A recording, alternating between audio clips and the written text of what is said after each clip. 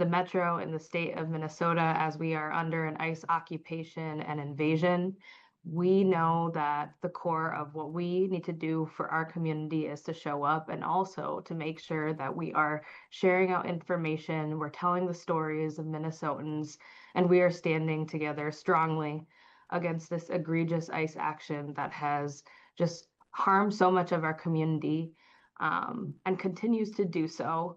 And so I am really grateful to be joined by so many leaders today. The first leader I will introduce is school board member Mary Granlund. Hi, thank you so much for having me. My name is Mary Granlund. I am a school board chair in Columbia Heights. Um, excuse me. You may have heard about Heights lately. We've been in the news, sadly. We have had a total of 6 students abducted since the beginning of January.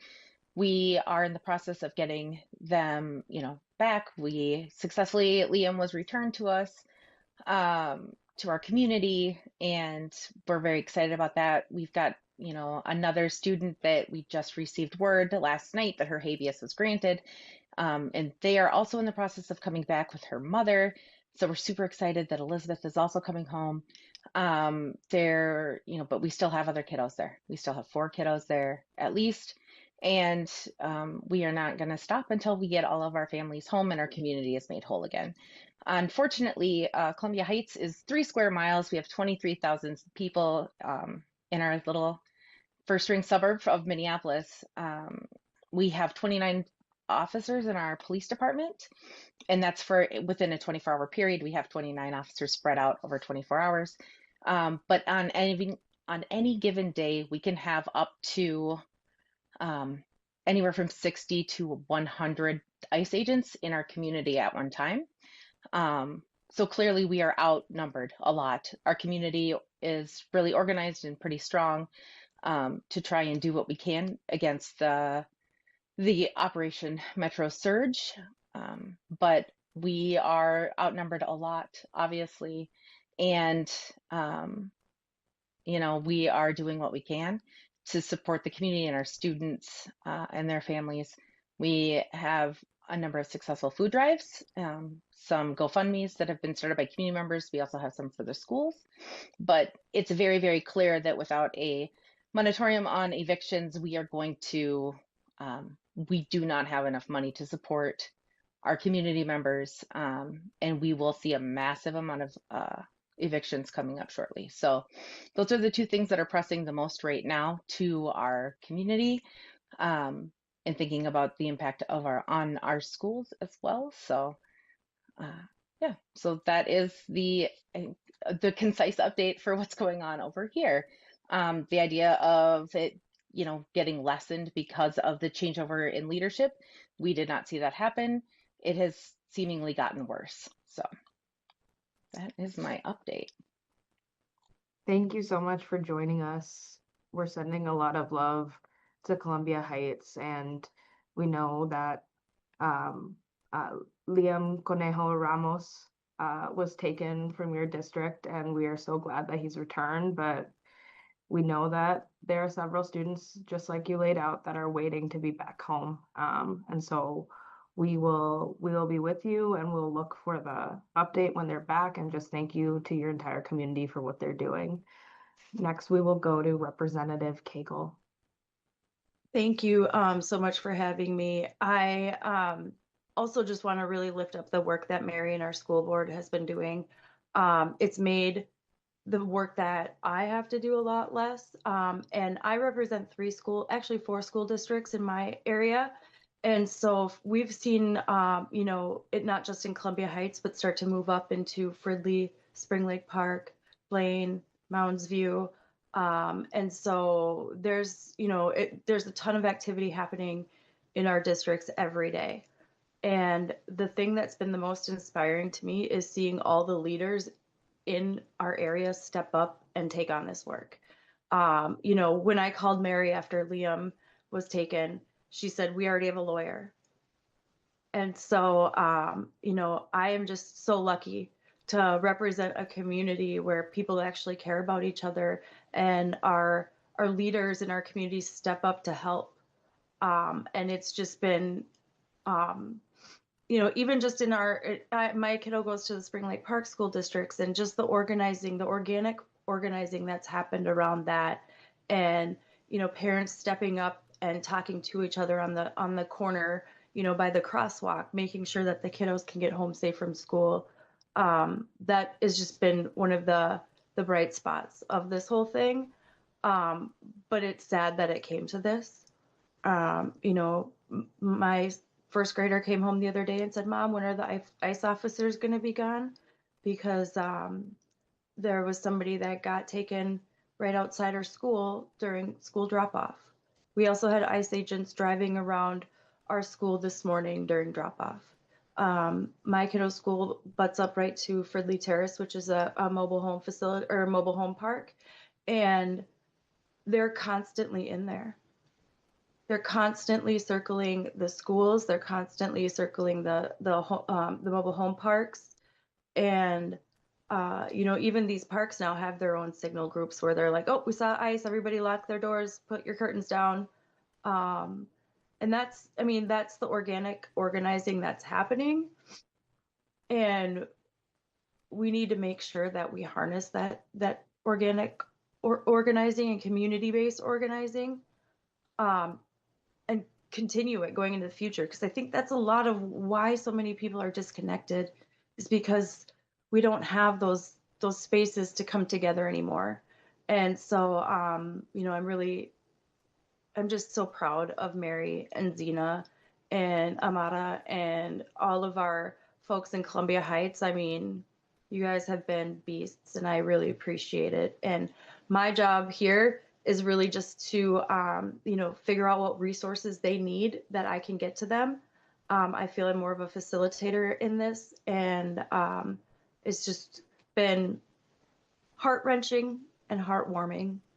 And, I'm angry and I'm happy. It's just, we'd never imagined we'd be going through this in our country. And so I just really want to appreciate all of you, all of the community members, all of the folks who are donating to the rent, to help people pay their rent and to get food and get kiddos home. Minnesota is one of the biggest volunteer states in the world, or in the country. And so we're kind of showing up right now and showing what volunteerism is really about, and it's about our neighbors. So thank you. Thank you so much for joining us, Representative. Next, we are going to get an update from Senator Doron Clark. Thank you, Councilmember. Today, Tom Homan announced that 2,000 ICE agents are going to remain in Minnesota. That's a reduction from about 2,700 agents. Homan's announcement to draw down federal agents in Minnesota is a direct result of Minnesotans standing united against this heartlessness, this cruelty of the Trump administration. From the work that Representative Koegel and her neighbors are doing to Mary's work in Columbia Heights to stand up for her students, this is what's caused some of the drawback from Trump. But there's still 2,000 agents here. And we continue to demand that ICE must be held accountable for their actions and leave Minnesota. So while his announcement to draw down federal agents is progress, it's not enough. ICE is still disrupting, terrorizing our communities, and our immigrant communities are still not safe. And Minnesotans will continue to do what Representative Koegel said: observe, patrol, support our immigrant neighbors, and demand an end to Trump's Operation Metro Surge, and that ICE be held accountable for their actions, because that's what Minnesotans do. We are the North Star in standing up for our neighbors. It's what we do.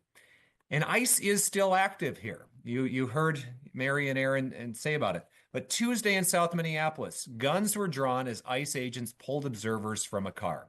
The agent that was captured in the video explained that, well, the reason we're pulling these folks out of the car is yesterday, the day before on Monday, the observers flashed handguns at them. What he meant was finger pistols. So they flashed finger pistols at them and then pulled out of their car. Sunday in Powderhorn Park in South Minneapolis, ICE was staged in the park, and then willy-nilly deployed tear gas at folks who were reminding them that they are not allowed in Minneapolis parks. Also Sunday in Minneapolis parks in North Minneapolis at Falwell, Commissioner Amber Frederick informed ICE agents who were again staging in Falwell Park that they were breaking the law and needed to leave. Yesterday, at a truck stop in Northfield, ICE agents were breaking out the windows of truck cabs and pulling the long-haul truckers out of their trucks.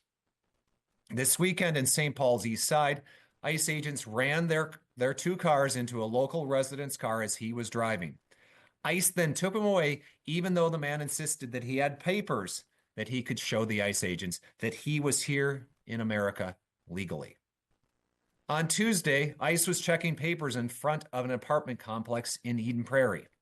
And just this morning on University Avenue, across from an elementary in Northeast Minneapolis and in full view of students, ICE attempted to raid a home.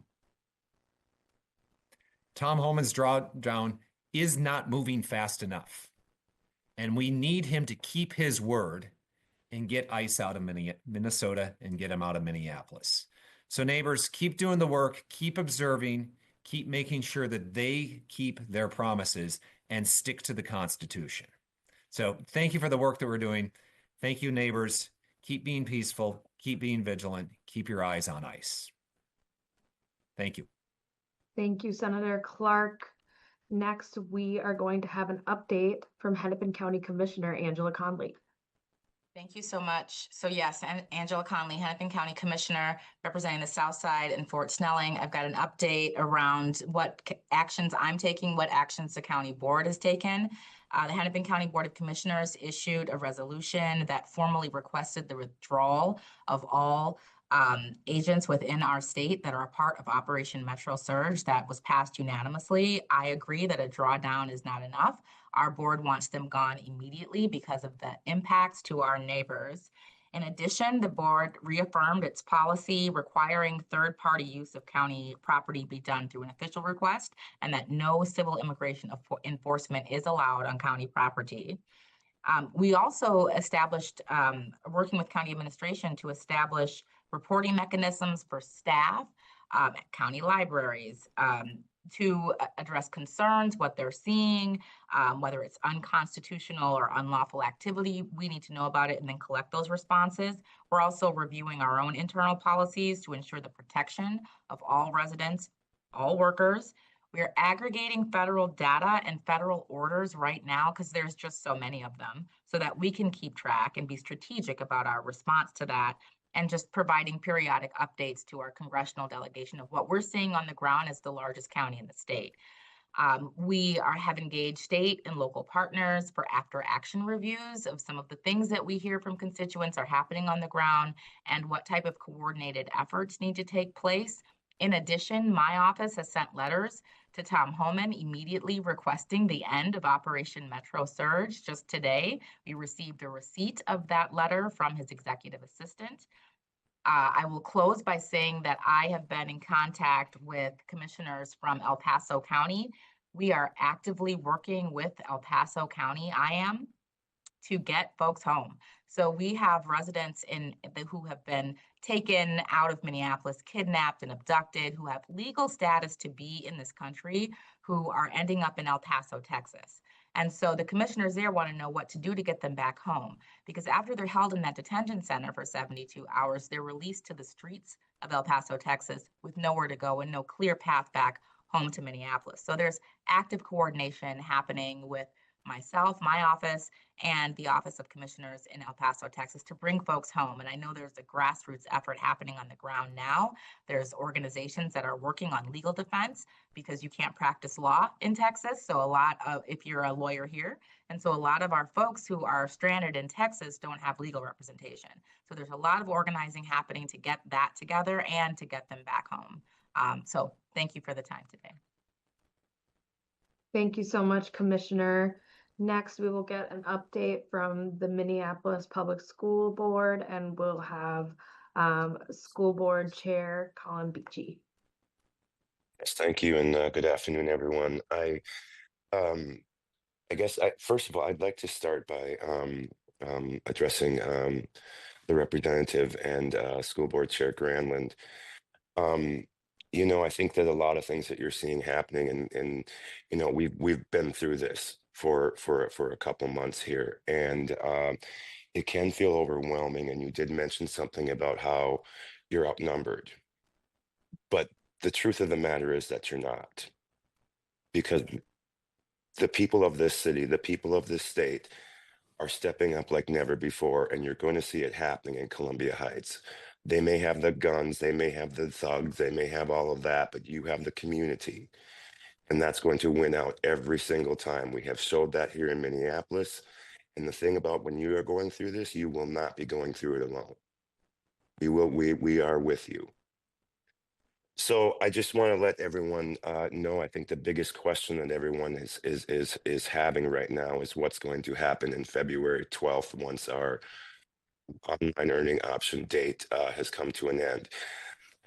The truth of the matter is this. First of all, we need to stop this narrative that our families and our students are too afraid to come to school, because we're not going to put this on them. The fact of the matter is the federal government came in here and has made conditions on the ground unsafe for our families to go to school and to just live their daily lives. But we're not putting this on them, but we are stepping up for them. And we're going to continue to do so. But we have to monitor the situation on the ground. And so day by day, we're just going to keep monitoring everything that is. And we will let the schools and the families know directly when a decision has been made, how that decision was made. And we just have to make sure that we're still doing everything we can to keep our kids safe from this occupation. This all, again, has showed why our public schools are so influential to our communities. And the way that everyone has continuing to step up. There are two things I want to highlight here. I want to get the names correctly. Every Meal is a group that has been working with us to help with the meal distribution, because our schools and our district doesn't have all of the resources to get our meals out to that many number of students. So this group has stepped up and done what they can to help with that for us. One of the biggest things that I'm concerned about now is I've been mentioning this before, is what the long-term effects of this are going to be on our students' mental health. So we are working with Health Fairview to be working with what are some of the long-term programming sharing that we can do, because even when ICE leaves, this is going to linger with our students, some of them for a very long time, probably their whole lives. And we need to be prepared for that. We need to be in front of that. So I appreciate having the opportunity to come here again and update people. Again, we will be letting people know as soon as we can what the decision is going to be when this date ends. And listen, I know that this is uncertain, and uncertainty can create worry, and worry can create more fear. So, but we are stepping up, and we are going to be keeping communicating with our families, keeping communicating with our leaders here, and we just want to make sure that our students are safe, and that's got to be our number one priority moving forward. So, thank you once again for everything that everybody is doing. We are going to get through this. We are too strong for Tom Homan, and we're too strong for the President of the United States. So we are Minneapolis, and we got this, and we're going to get through this. Thank you, everyone. Thank you so much. So one thing that we all keep on telling our communities here on the Minneapolis City Council, and as we're on the ground, is don't let your guard down, right? We also know that so many of the stories that are coming out of Minneapolis, out of Minnesota, a lot of it's being suppressed. And it is all in an effort to create this sense that things are changing when they're not. And so we're asking our community continually to believe what you see with your eyes, continue to report instances of violations either to the ACLU or into the portal that the Attorney General has created. One thing that I'll say about Border Czar Tom Homan's remarks in his press conference is that he said he was asked if Operation Metro Surge was a success. And he said yes. How can a surge that indiscriminately has been targeting brown and Black and Indigenous people, racially profiling them at their workplaces, at their bus stops, at their places of worship, be a success? How can an operation that takes 2-year-old, 5-year-old children away from their parents and takes them all the way to Texas in a place that they do not know, how can that be a success? How can the brutalization of constitutional observers who have shared that they have broken bones or cracks in their skulls or have been verbally abused and harassed be a success? How can the execution of Renee Good and Alex Preddy be a success? And that's what I want to remind folks. We want this drawdown, and we also want to say that we still, whether it's Gregory Bovino or Kristi Noem, even with Tom Homan, we understand propaganda when we see it. There is no way to pacify or justify the last few weeks or what's even happening today. And the only way for us to recover and the only way for there to be any semblance of the Trump administration to show that they are not just abhorrently unconstitutional and cruel is for them to immediately leave. ICE just needs to immediately leave Minneapolis and Minnesota because we need to recover from the harm that's been done in our community, both emotionally, physically, but also economically. And we also want to say the eyes of the nation sees what we're going through, and that's why we see this administration have an abysmal approval rating. We are the people, and we will continue to use our voice. And as your representatives, we will uplift your voice and make sure that it shows up here on these Metro ICE Out reports. I also want to share a couple of actions that are coming out of the Minneapolis City Council. So it's February 4th. Rent has been due.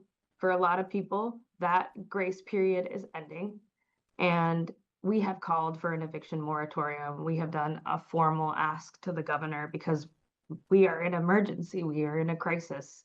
There's quite literally hundreds of thousands of dollars in rental assistance aid that community members are trying to move on their own to make sure that people can stay in their homes because they're so fearful to leave. They have lost their source of income. One of the actions that we are hoping to take this upcoming Thursday is moving $1 million of rental assistance for those who are impacted, and we're working with Hennepin County on that. So that's an action that we will be taking on Thursday. Another action that we're taking is we understand that our local businesses, especially businesses that have been impacted by immigration enforcement activity, have lost so much. Right? They have lost so much. Some businesses have lost about 80% of the clientele that they usually get, and that's hitting them hard right now. And so we are moving forward about $5 million of business assistance for those who are impacted by immigration enforcement citywide in the next few weeks. And so that could be something that folks pay attention to. Another thing that we are going to consider is in the city of Minneapolis, we have a 30-day pre-eviction notice, meaning if you are not able to pay rent, you have a 30-day window before eviction proceedings start, which gives community members an opportunity to get their financials ready to pay rent so they don't have to go to an eviction proceeding. We know that it's taking a little bit longer for people to get that money. We know that it takes time for rental assistance to get out the door. And we also know that we don't have an eviction moratorium. So something that we are considering in the city of Minneapolis is extending that window from 30 to 60 days temporarily, so community members have more time to make rent. This is not something that we want to do, but it does feel like something we have to do, especially without an eviction moratorium. The final action related to the ICE activities in our community that we are considering is we know that we have seen ICE agents staying in hotels throughout our city and also throughout the metro. And that has caused so much chaos, a feeling of lack of safety for community members that live around those hotels, the workers that are within them, and has led to mass disruption. And we have 2 hotels that are seeking a liquor license renewal. Something that the city council regularly does is has conversations with businesses about their safety plans before we grant them liquor licenses. Because we know if you already have an unsafe situation going on at your business and you mix in hard liquor, that can lead to greater adverse circumstances. So we have delayed those liquor licenses to next Tuesday so we can have a public comment period, because we do not feel like the stories of what's going on from hotels allowing ICE agents to be there and the adverse impacts that are occurring have been fully shared out. And we as a council want to hear that, and we want to understand what's a safety plan that can be created. What are our options here? And also just to state that this should not be a norm, right? We should not, businesses should not be housing agents that are harming the community surrounding them. And we also know that our community has a role in using their voice and their pocketbook in that. That's all the updates I have from the city. This has been the Metro ICE Out report. We're going to keep on doing these until we don't have to keep on doing them. We're going to be back with some regularity. There's going to be different local officials every single time. Our next Metro ICE Out report is going to be Friday, February 6th at noon, and we will see you then.